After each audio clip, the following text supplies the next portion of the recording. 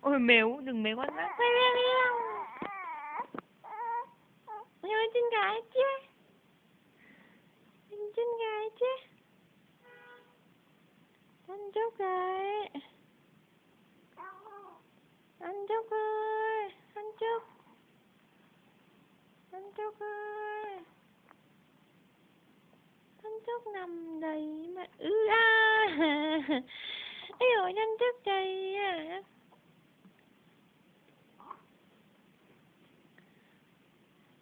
Anh Trúc đây à. Ây ôi chết chê.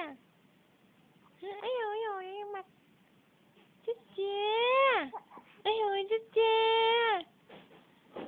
Hả? Chết chê. Chết chê.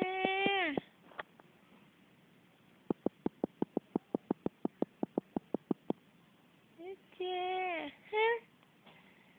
Anh chết chê. Hả? Chết chê. Đi chơi với ông không? Có đi chơi với ông không? Ông gọi à? Ông gọi chơi ông không? Hả? Ấy ơi. Chết chê. Cái mặt này. Cái mồm chính